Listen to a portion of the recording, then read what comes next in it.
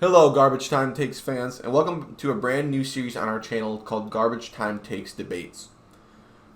Basically, this is a brand new debate series similar to your favorite shows like Undisputed, First Take, and very similar to our Garbage Time Takes podcast, of which Season 2 is coming very, very soon. We've already got our next episode scheduled to record, and hopefully upload very, very soon after that. However, we're all friends here in GTT, and oftentimes, we'll just be sitting around discussing sports on a regular day. And those segments don't necessarily make the podcasts. So we thought, what if we just brought you more of a one-on-one debate style format, just from everyday discussion? Today's episode is going to be with me and Dennis. And we're going to be discussing the recent move of Baker Mayfield to the Panthers, as well as what the heck is the future of the Browns, as they've just signed Josh Rosen and already have Jacoby Brissett to fill the gap at quarterback, assuming Deshaun isn't there this season. Let me know in the comments below what you think of this format. We've also got a video aspect as well, so you'll be able to see some of the stats that we talk about during the episode on the screen, as well as our reactions live in person. So without further ado, let's get into the episode, and once again, feel free to like, comment, and subscribe if you enjoy what you're seeing. Peace. I have some I don't consider myself an opinionated man most of the time, but when it comes to the name Josh Rosen, I get very opinionated. And I think it's incredibly ironic that either Jacoby Brissett or Josh Rosen is going to start for the Cleveland Browns against Baker Mayfield, and they're going to pay over $50 million to nobody playing for them. Here's the thing. The man playing against them and a man sitting on the sidelines. If the Panthers do not let Baker start week 1, I'm gonna be so irritated. I am going to be so irritated because it's time for retribution. Carolina, right? It's time for retribution, Dennis. Revenge. Yeah. Josh Rosen. To be fair to Josh Rosen, I never really felt like Josh Rosen got much of a fair shake. I think he had 1 year in the league, and then he got traded to another team. He never wasn't even on the same team he was drafted by for 2 years. Give the guy a chance. He was an absolute ass. After claiming that everyone who didn't pick the 9 teams in front of him made a mistake and would regret it, he was absolute ass. I mean, let's look up Josh Rosen's numbers here. Let's take a little look down memory lane over at Dennis, as an AFC North avid fan, is Baker Mayfield better than both of those options? Here's the thing. I actually kind of like Jacoby Brissett. Oh my God, Dennis! Don't tell me you're going to put Jacoby Brissett on the high horse here. I mean, Jacoby Brissett started for the Colts and was manageable. He's an average quarterback. He's like an Andy Dalton, but not even Dennis, you're disrespecting Andy Dalton. Okay, I mean, come on, Dennis. Andy Dalton served the city of Cincinnati well for many years, and you're putting Jacoby Brissett in there. I mean, that's gross. I mean, that's fair. If Josh Rosen gets the start over Jacoby Brissett, I kind of hope he does, just so Baker can show him up. I really do want. I want Baker to go on a little bit of a revenge tour. I'm not. Thank you, Dennis. We want the same thing. But I like him more after all this stuff's gone down. I really do. I feel bad for him, actually. Well, he got shipped out from one clown show to another clown show. I mean, this is ridiculous. He did get shipped off to another clown show. That's true. And for the insulting 5th round 2024 pick. I mean, let's not forget what the Carolina Panthers gave up to get Sam Darnold, who hasn't proven nearly diddly squat in this league compared to Baker Mayfield. I mean, gross. I mean, Carolina is just in a poor state right now. I pulled up the numbers on Josh Rosen. We're looking at his one full season was 2018. One full season, Dennis. Arizona Cardinals. One full season. One full season. You know what? He averaged 162 yards per game. Mm-hmm. He threw 11 touchdowns in those 14 games, 14 picks. Let's see, what else do we want to know? Average QBR, 24. That sounds a lot to me like a very Trevor Lawrence-esque numbers from this season. very Justin Fields-esque numbers from the season. Yeah, and he went 3-10, and he only started 13 games. He played in 14, started 13, and he went 3-10. Oh no! Completion percentage of 55%.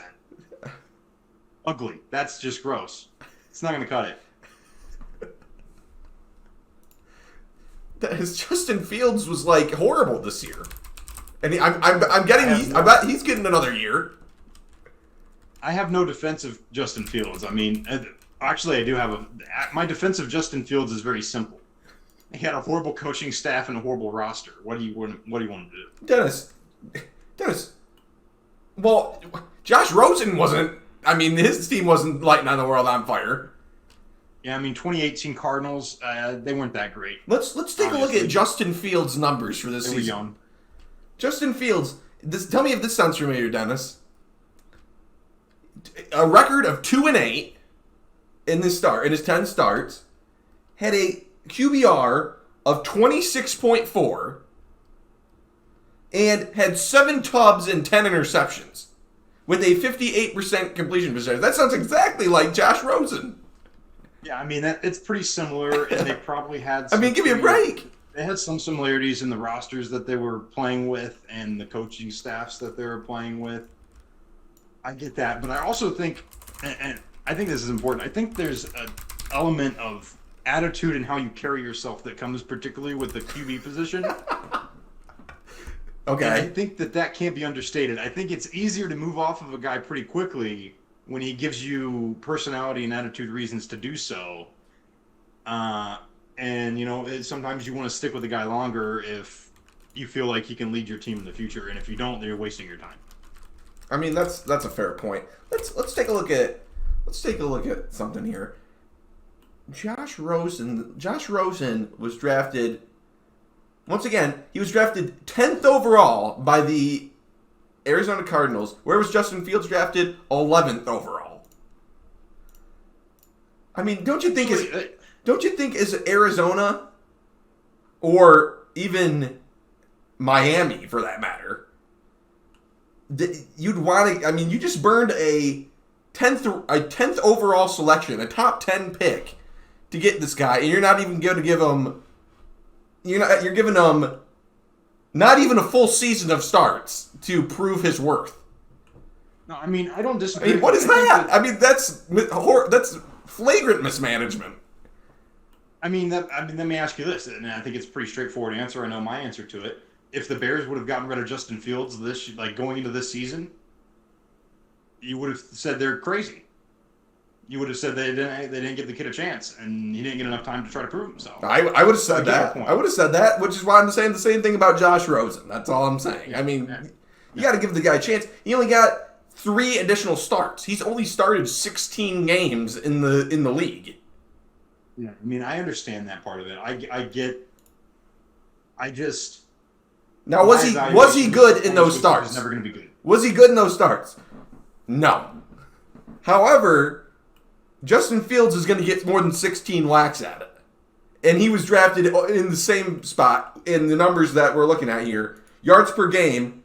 Josh Rosen had more yards per game than Justin Fields did in his starts.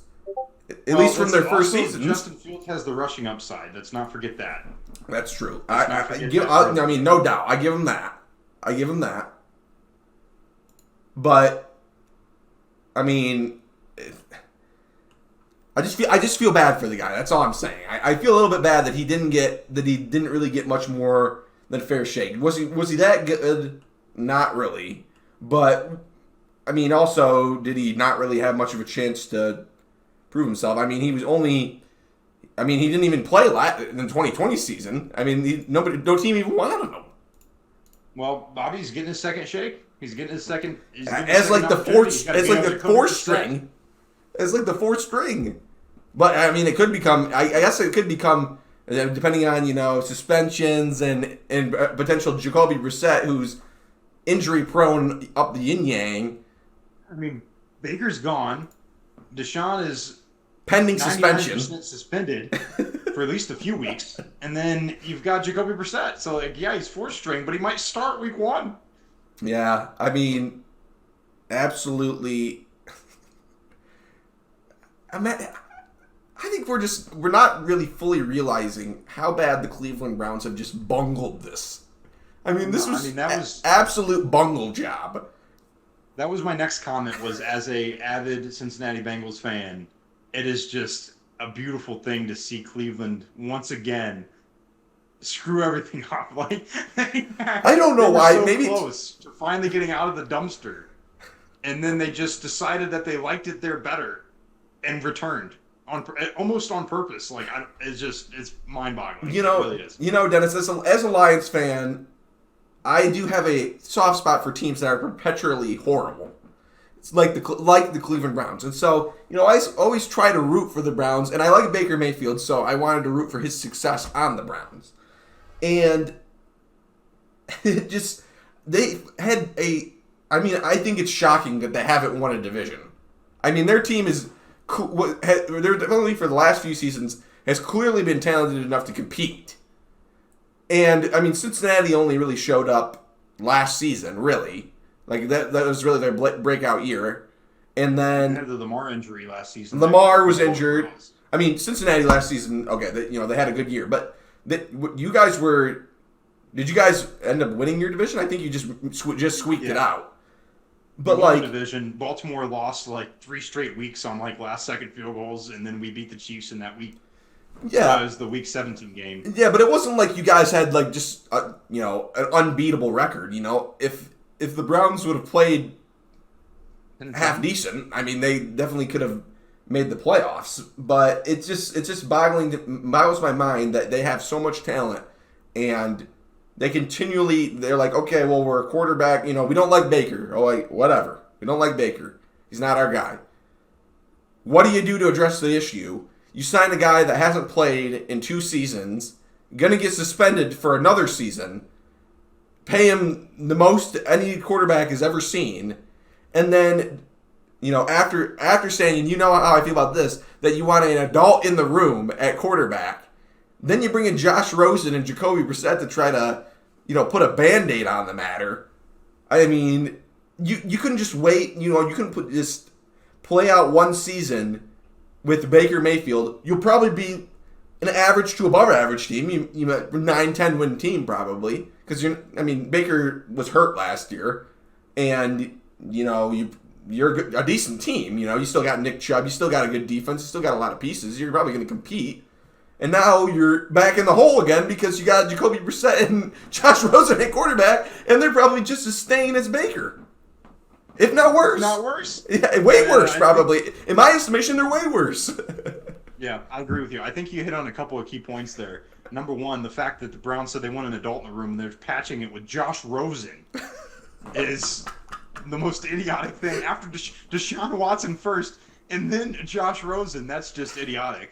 And then the other thing that's just mind-boggling, and you definitely touched on this already, but the Browns, Nick Chubb, Kareem Hunt has been useful. They signed Amari Cooper. Donovan Peoples-Jones. No, they got Amari Cooper for a bag of chips. They got him for a 5th-round pick. Correct. They got Amari Cooper for... Imagine... And Baker was hurt. And they just tossed him to the wind. Imagine if Baker spent this offseason actually getting healthy, trying to play for the Cleveland Browns, and he all of a sudden has Amari Cooper, Donovan Peoples-Jones, Nick Chubb, and Kareem Hunt to throw to. Plus a defense. Plus a very good defense. We're not laughing at the Browns. Right now, we're laughing at the Browns.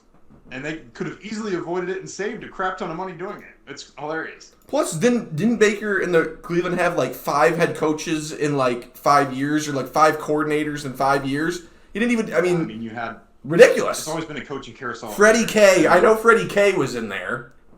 Freddie Kitchens was in there. They had Stefanski. Yep. I think he was gone right before Baker got there, but Hugh Jackson. Yep. Was there for 2 years because he was there when they went 0-16 and they threw a parade. They've had a lot of coaches in and out of there. That's no doubt. Who's the head coach now? They kept Stefanski? I think it's still Ed. Okay. Let me look. Yeah, it's still Kevin Stefanski. Yeah, Kevin. My Stefanski, bad. Yeah. I'm thinking of Ed from the old Detroit Pistons GM that I hated so much. Oh, okay. Yeah. Oh man. But anyway, I mean, Josh Rosen, is he worth this weight in salt? No. But I do feel bad for the guy. And like you said, like, I agree on one thing with you wholeheartedly, is that I need to see Baker Mayfield come out this season and start dusting fools left and right, especially week one in playing Cleveland, because not only will that help your Bengals, but I think, nothing would please me more to see all the Baker haters, especially and the Browns fans, get absolutely bungled by Baker Mayfield, who had surgery the day after the season ended. Yeah, I think that's another point and a good pivot too. As I was just thinking about this, if Baker starts for the Panthers, which is not, in my opinion, that's not likely, because Matt Rule is going to want to at least give Sam Darnold a chance to establish himself as a starter again, given what they've given up for him, which was much more than they had to give up to get Baker. So it's not even that likely, even though I think Baker's objectively the better quarterback. I mean, he's proven more, I believe, than Sam Darnold. They're probably going to give Sam the chance, but, you never know. Yeah, I mean, they probably will give Sam the chance. I don't know. But regardless, if Baker factors into this season, somehow helps the Carolina Panthers, plays for them at any point, Sam gets hurt, whatever, he outplays them, I don't know. Their division's not that great. I mean, the Falcons are going to be way down this year. Yep. They're obviously no more Matt Ryan, no Calvin Ridley. They're going to be starting Marcus Mariota or rookie Desmond Ridder. The Saints aren't going to be that great in all likelihood. Who knows what's happening with Michael Thomas? They traded up like a bunch to get that guy. I mean, Chris Olave could be. They drafted Olave, right? The Saints, I think so. Yes.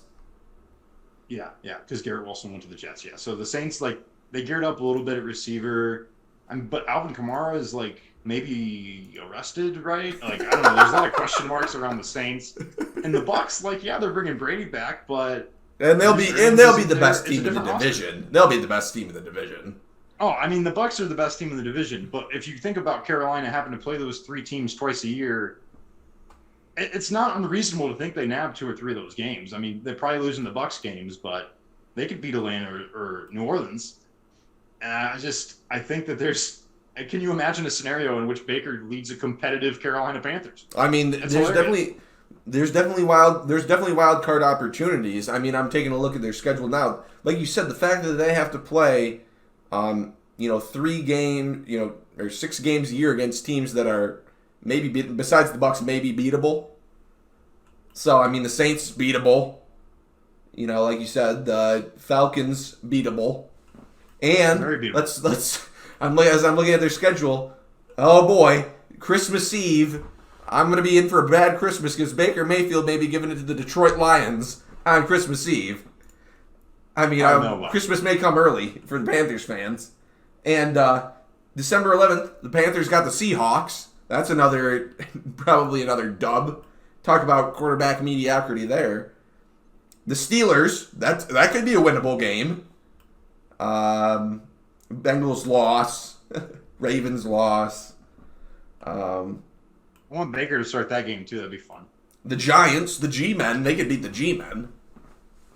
49ers loss, Rams loss. But, they beat the teams they should. There's a backdoor opportunity. Maybe steal a game or two. There's a backdoor opportunity. I'm pretty sure I'm correct about this. I don't believe that Joe Burrow has beaten Baker yet. No, he's not. He's not. In the last week of the season, when the Browns beat us, we sat Joe because we were locked in. And the first matchup of the year, we lost to Baker. And I think he might have lost the one game he played against them in 2020, and then he was hurt in the other one. So he's only played him twice, but he still has not beat Baker. Maybe this will be his opportunity. I mean, does Baker have Joe Burrow's number? I don't know. Is Baker better than Joe Burrow? I mean, it's a results-oriented business. Usually there's somebody who has somebody's number in the league. It's just the way you go. There's just a team that can beat you or a player that can beat you, and it just doesn't really seem like there's any reason that it should be the case, but it's just the way it is. I mean, let's hope that at least Baker.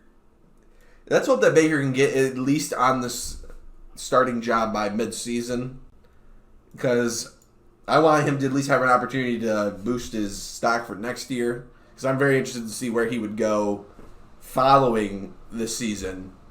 When he's a complete free agent, because I'm sure that a lot of the reason that teams didn't want to sign him now is because he had that $19 million price tag, or something along those lines attached to him, and the Panthers were willing to eat that. But I mean, if teams, if he was worth less than, if he was cheaper than that, or a free agent, would more teams be willing to give him an opportunity? I mean, I don't see why. I don't see why teams like the Falcons wouldn't give him an opportunity. I mean, that was rumored this year. Seattle, that was another rumor. Like, all these teams have 1 or 2 year experimental quarterbacks. I mean, they're going to see what Drew Lock is. Can Marcus Mariota or Desmond Ridder be something? Maybe the Falcons figure that out now. And then there's Baker, on the open market. I don't know. I think if Baker plays well to end, if he gets an opportunity and it exceeds expectations, I think he might be in for potentially what could look like a steal of a payday if the right team comes up. Could imagine this, Dennis? Imagine Baker Mayfield to the Detroit Lions after Jared Goff.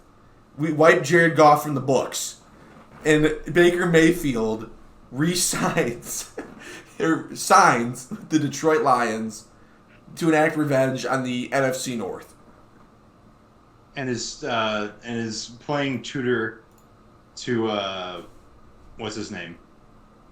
Bryce, the Alabama guy. Oops, I blanked on it. But Baker is signed to a 1-year deal to tutor the rookie you guys get with your top 3 pick. No, anyway, I think that's a good point. And I think if Baker would have been on the open market at the beginning of this offseason as a free agent, he would have gone somewhere and he would have got a pretty good payday. He would have been one of the guys who went first. I think the issue is when all this stuff went down, number one, he was still in the Browns. Number two, a lot of teams had their kind of pseudo replacements and backups in place.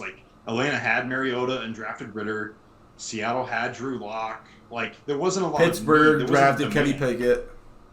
Correct. There wasn't and Mitch Trubisky, and maybe if they would have had Baker on the market, they would have said, "Oh, let's sign Baker instead of Mitch, or instead of Marcus, or instead of whatever, fill in the gap." I think they would have done that, but they didn't have that option at the time. And then once it kind of became known that Baker was going to get traded, nobody wanted to pay because they didn't. Why give up a draft pick for a guy who is completely dispensable and the Browns don't want? Why pay high for a guy who literally has no value to the team he's on, and the demand for him was just not high enough? And I could see why Carolina would, I guess, throw it like a dart throw, because it's well, if Sam Darnold doesn't work out, then we have another guy to give a chance. Because I don't even know who else Carolina would be starting after Sam Darnold if they didn't, end up picking up Baker, some no-name. So I get it the way it worked out, and hopefully for Baker, he's able to at least increase his stock moving forward, like you said, because I think he kind of got screwed.